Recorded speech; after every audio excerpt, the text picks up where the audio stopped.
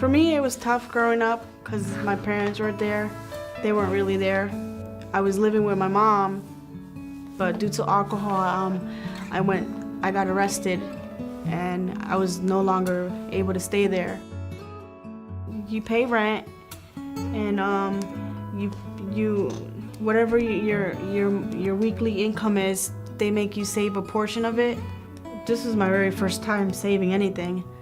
So once you start seeing that you're saving and then you want to save more and more and more, yeah, that's how I was able to get my car and saved enough money and got an apartment. Still maintaining my job. It was tough. It was a lot of rules. I almost left 2 or 3 times. I almost got kicked out 2 or 3 times. Well, there's a lot of people here that care. You just have to follow the rules, and if I did it, like anybody can. It was tough, but I did it. Yeah.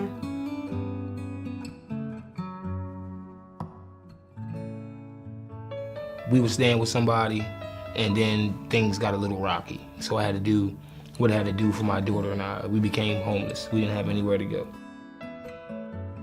I actually cried when I came here. I felt like I let my daughter down. But as Ms. Johnson and a few other people told me, we all have to reach out and get help sometime, because I'm always the helper. And while I was here, I worked 2 jobs. I worked 6 in the morning, and then I got off at 3, and then I went to my other job at 5. It's Johnny's Hot Dogs, which is where I used to work at. And I was catching the bus, so sometimes I had to walk home. You do what you gotta do to get where you need to be if somebody's helping you. I'm still at community education building. I work in the kitchen. I am a captain of the line. I work with the nutritionists, so I serve the kids.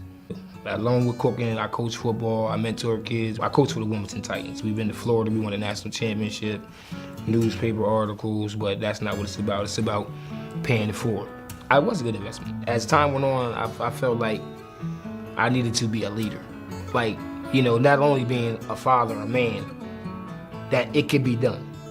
With a child, it could be done.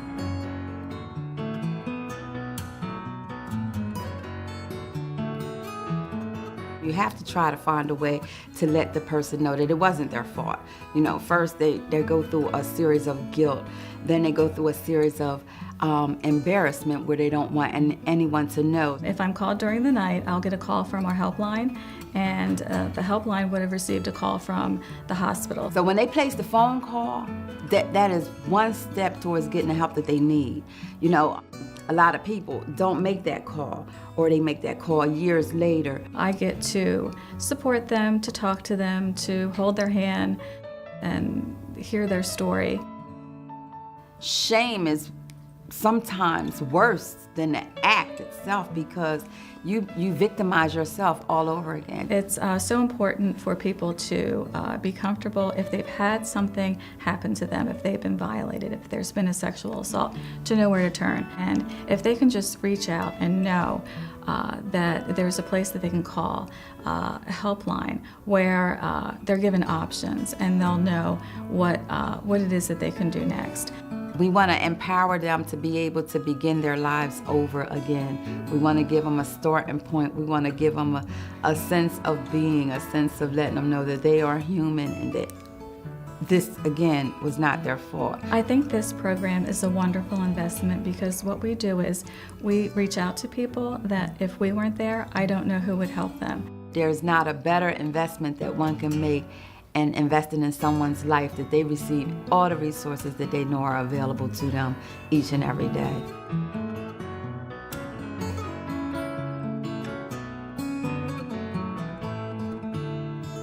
I was a real estate agent, and I also worked in the mortgage field. That stopped in 2007 with the mortgage crash. Unemployment stopped. I said, I can't get back into the mortgage field. I need to do something different. So after that, I said, hey, at my age, if I have to start over now, I love to cook. So I decided to go to cooking school. I knew about the YW for prior experiences. I knew about programs that they had, so I called them up and said, I remember a couple years ago, I was there with a friend. You had different programs about getting funds to help you start a business. I had some dark moments because at that time in 2007, I was diagnosed with breast cancer. I beat that battle. And I'm just going to continue going on. They helped me get my credit straight. They also helped me to start my business name, to get it registered. I ended up getting a banking account through all that. I love to cook. This is what I like to do, and Curbside's here to stay. If the YW had not helped me, I would still be saving money right now and hoping and praying that Curbside would be a reality instead of a dream still. I think I was a great investment for the YW, and I definitely love them, appreciate it, and want to thank them. And anything they need from me, I'll always be there.